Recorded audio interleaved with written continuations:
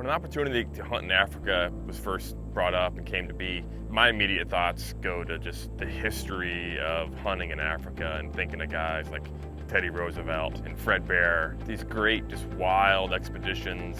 Roosevelt, who after his presidency spent a long time hunting in Africa and collecting for the Smithsonian, had this to say, that in a civilized and cultivated country, wild animals only continue to exist at all when preserved by sportsmen. The excellent people who protest against all hunting and consider sportsmen as enemies of wildlife are ignorant of the fact that in reality, the genuine sportsman is by all odds the most important factor in keeping the larger and more valuable wild creatures from total extermination. And there's just a lot of really storied history of hunting in Africa. At the same time, you hear all these kind of stigmas. You hear a lot of opinions from, American hunters, whether it's canned or how easy it is or just what you see. And it's how do you sort all that out in your head and go in with an open mind? And I think it's always valuable when you're traveling to hunt to go in with an open mind. Don't prejudge it, and have a good time. Focus on your experience and what you're going to learn. Every time I hunt somewhere new, I always learn something to apply to a different hunt. And that's ultimately one of the things I love most about hunting, is I learn something every time that helps me somewhere along the way in life or on another hunt or just wherever. And then going over there knowing I'm going to see all these incredible new species, new wildlife, new animals, and having an opportunity to hunt them, to eat them, to meet new people. That's what traveling and hunting is all about. Hunting with my dad is one of the special things that I still get to do in life. He's getting older, he has challenges in what he can and can't do anymore in the field, but this is a grand adventure and might be his only chance to go to Africa.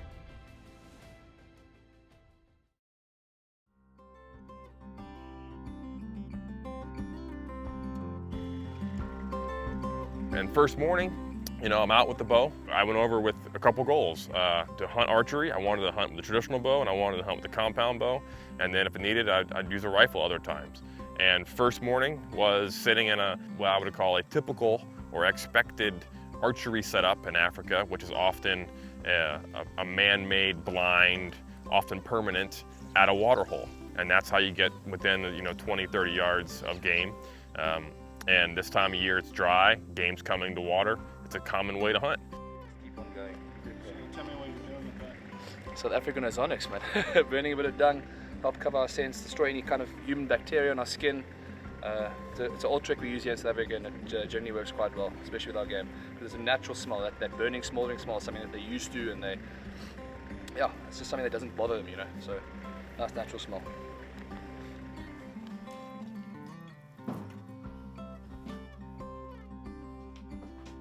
Shoot straight. So, it's the first morning here in South Africa at baylysippelsafaris.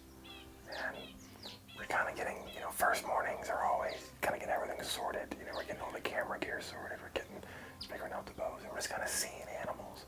So we're in a common bow heading setup here in Africa, which is going to be a pit blind, vertical windows to shoot out of. And we're just kind of watching animals. We're learning to judge animals, We have a buffalo, and we have wildebeest right outside right now.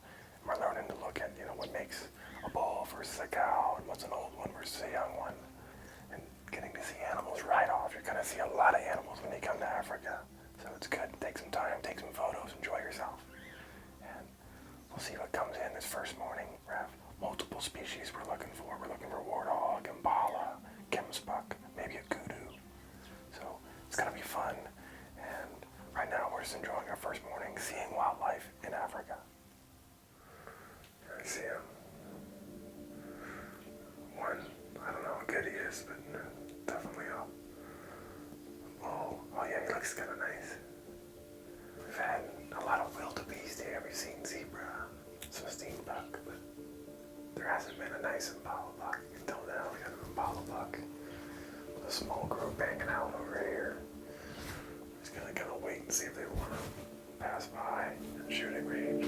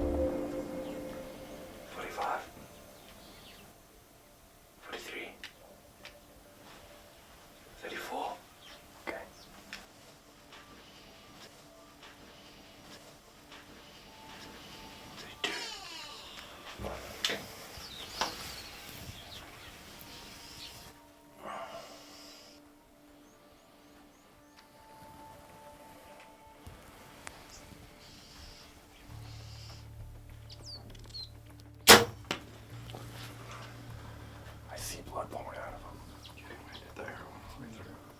them. I saw a lot of blood coming. All around, nice and wide, come in. That's hunting on film's a lot of pressure, and it's always good early in a trip to get something down and get some of that pressure off. And impala was one of the species that we were shooting for, and he kind of came in with a bunch of ewes, but he liked nice and wide and good and thick. And he just kind of came in and gave me a really relaxed 32 yards, looked away, let me draw. And I'm kind of learning on African game that the vitals are a little further forward than it would be on like a white-tailed deer. And if I had to relate it to a North American species, it would be a white-tailed deer. So I think we made a good shot. I saw good blood as he ran away, hoping I got it in the right spot. And hoping he's laying just about 100 yards that way, because it sounded good, it looked good. We'll watch it on film, but excited to have first thing down on the ground in Africa. So we're out of the blind. I'm used to tracking game in North America, where it tends to be on leaves, on logs, in thick forest. I've never tracked game in sandy soil like we have here in Africa. And they have trackers, local trackers, that are amazing. It is really, really amazing what they can do, literally following no blood trail, just following footprints for miles and miles. But today we're pretty confident this impala ran just out of view. I'm gonna do my first attempt at tracking game here in Africa. Gonna go look for my arrow, hopefully find the blood, and hopefully find an impala as my first game down in Africa. All right, so this is the ballpark where he was standing. I see a skid and a run. Right away, the blood's already turning and it looks like a rock. This has only been a half hour maybe. Yeah. That's stomach. Yeah. Wow, so that much blood and still a bit of stomach. But remember, that might be the exit. Yeah. Remember I told you with that angle? I think it's okay. But I can see a huge pool of blood right there. That is stomach there. See the grass in it. And that's not just. Smell that as well. Oh yeah, so that's not just stuff from the ground getting in the blood. No, that's. You can smell that. It's a lot of blood, so Yeah, it's got. But I would imagine that's from the exit side. So I can see the arrow laying here now, right in line of the shot. So he goes this way. You can see all the blood. Arrow laying there. Looks good. Blood all the way. All the way through.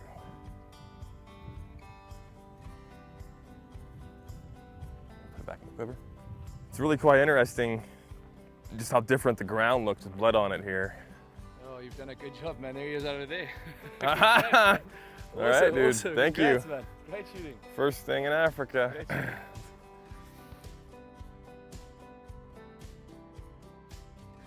All right.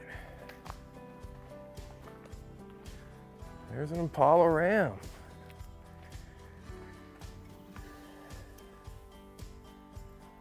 First touch of African horn.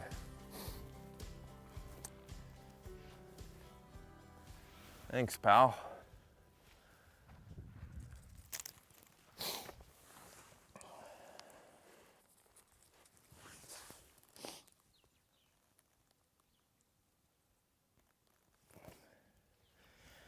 All right, guys, come on, check them out. Very, very nice. Congrats. Thanks. Now that you did the German last bruch, we'll do it the proper way. So what they do is they take the little branch and you just rub it on the entrance. It just symbolizes the whole hunt was ethically and a humane kill. Yes. And then you put it on your hat and white man's high. White man's dank. There we go. Great shot.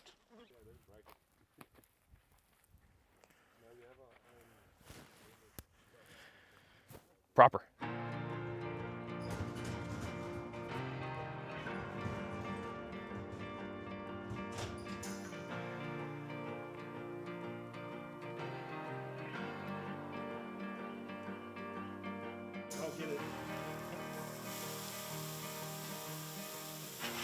Well, essentially my grandpa is now unfortunately passed. This is an old shot glass from when he was working in Germany. It's about 60 plus years old. He was never a hunter himself, but he had a lot of hunting friends there and they gave this to him as a gift. And essentially what this does, it's a traditional German shot glass with the pine leaves on the side and the 4 original hunting implements: the musket, the pistol, the longbow, and the crossbow. They're all engraved on the side here. And at the end of a successful hunting day, we like to let the successful hunter have a shot out of this glass, you know, to celebrate the ethical and the clean kill and the experience that was shared by everyone. And we like to sing a traditional hunting song for the lucky hunter, man. So all right, we're gonna thanks, do it now. man. No, pleasure, man. Pleasure. Okay, ready, boys? Yeah. Since he started the traditional thing this afternoon with the last Oh yeah, this is the final aspect of the whole traditional. It's a German song. 1, 2, 3. Ein Horido, ein Horido, ein Weidmannsheil, ein Weidmannsheil, ein Horido, ein Horido, ein Weidmannsheil, Horido, Horido, Weidmannsheil. Cheers, guys. Cheers, Cheers, man. cheers. That's your first African Cheers. animal, man. Weidman's Dank, yeah. There you go. Nice. Very good. Thank you very much. No, pleasure, man.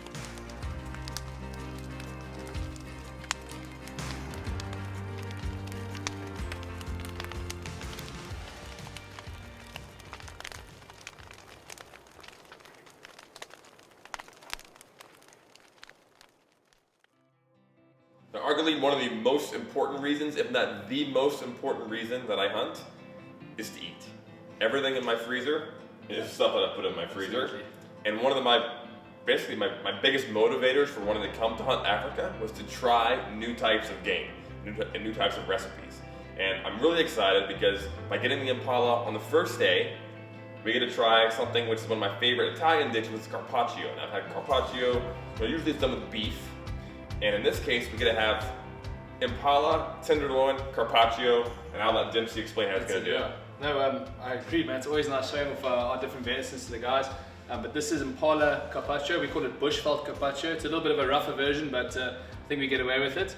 So we've got some impala tenderloins over here, which we basically have put in the freezer just for a short while so they can get slightly frozen. Makes the cutting, you know, a lot easier for thin slices.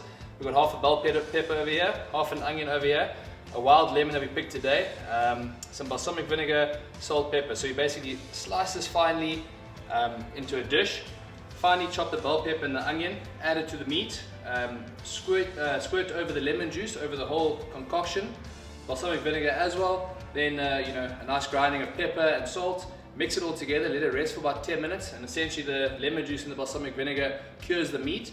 Give it a taste. If it needs a bit more balsamic, a bit more lemon juice, you can add it at a later stage, but it's yeah, it's a hell of a nice dish, and I hope you enjoy it, man. I'm pretty sure I will. I'm pretty sure that I might have to take most of it. I'll do all of the tasting if necessary. Okay, well here we have the finished product, a bit of bushveld carpaccio. Basically the way you eat it, Damon, is you grab a bit like this in your fingers, just a good little bit. Oh, we're having quite a nice piece there. And there it And is. you just pop the whole parcel in your mouth.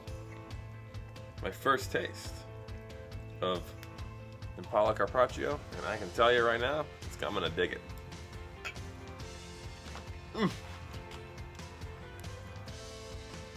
Honestly, it's just like I love them in the tropics, like conch ceviche.